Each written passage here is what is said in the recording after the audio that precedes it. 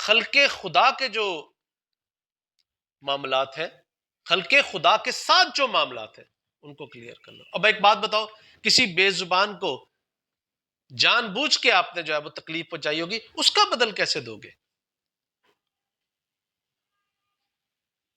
اگر کسی بے زبان کو دانستہ طور پر آپ نے جو ہے وہ، ایک تو یہ ہے نا کہ آپ اس سے کام لے رہے تھے، وہ کام میں ویسے نہیں تھا، آپ کچھ دینے لگے، آپ نے کچھ کرتے ہوئے آپ نے اس کو جو ہے وہ لگایا، یا اس نے آپ کا کوئی نقصان، یہ اور بات ہے، ویسے تو اس کی بھی اجازت نہیں ہے. لیکن مجھے ایک بات بتاؤ، جیسے لوگ شرارتیں کرتے ہیں، جانوروں کو مارتے ہیں، جانوروں کے ساتھ مذاق کرتے ہیں. آج کل تو سوشل میڈیا پہ ویڈیوز بنائی جاتی ہیں جانور کے ساتھ مذاق کر کے، اس کو تکلیف پہنچا کے. مجھے بتاؤ اس کا بدل کیسے دے پاؤ گے؟ کس زبان سے جا کے اس کو سمجھاؤ گے اور کہو گے کہ میں نے تمہارے ساتھ یہ مذاق کیا تھا، مجھے معاف کر دو، میری اس سے غلطی ہو گئی؟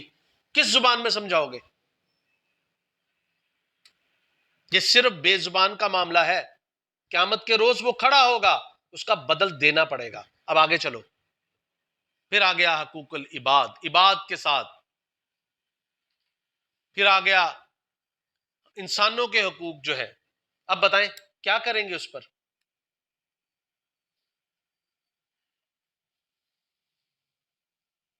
ہم تو حقیر الفاظ کہنے سے پہلے بھی یہ نہیں سوچتے کہ یہ اس کے دل پر کیسے گزریں گے. کوئی انسان آپ کے ساتھ اللہ کی رضا کی خاطر جو ہے وہ بھلائی کر رہا ہو اور آپ اس کو ایسے الفاظ کہیں.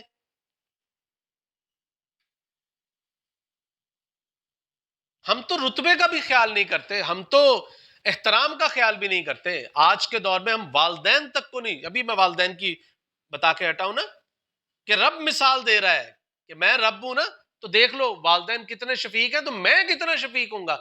یعنی کہ والدین اتنی محبت سے پالتے ہیں، اس محبت کا صلہ ہم کیا دیتے ہیں، کیا جواب دیں گے؟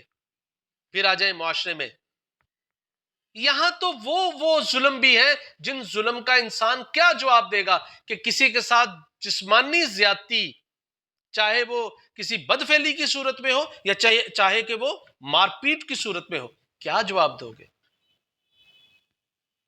اب اس کا بدل تو نہیں ہو سکتا. اگر کسی نے کسی کے ساتھ جبرن جو ہے وہ بدفعلی کی، کیا جواب دے گا کہ تم میرے ساتھ جو ہے وہ جبرن بدفعلی کر؟ ایسا تو ہو ہی نہیں سکتا. اب اس کا بدل تو نہیں ہو سکتا، تو دینا پڑے گا. دو ہی صورتیں ہیں، یا تو اس کو راضی کر لو، معاف نہیں راضی کر لو. دوسری صورت کیا ہے؟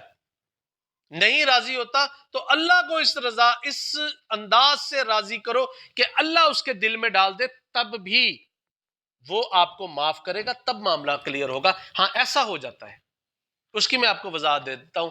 وہ طریقہ کار ہمارے اساتذہ علماء اکرام اور جو یہ کہہ لیں کہ اولیاء کی صفات ہے اس میں موجود ہے کہ وہ پھر اللہ تبارک و تعالیٰ سے اس کا رجوع کرنا شروع کر دیتے ہیں.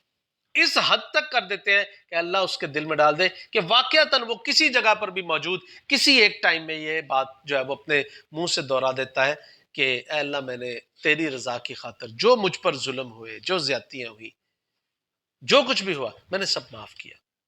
ایسی صورت میں تو آپ کی کسی صورت معافی، مگر اگر مظلوم نے کھڑے ہو کے کہہ دیا کہ یا اللہ میں نے کوئی نہیں معاف کیا، یہ والا معاملہ نہیں میں نے معاف کیا تھا، تو پھر دینا پڑے گا.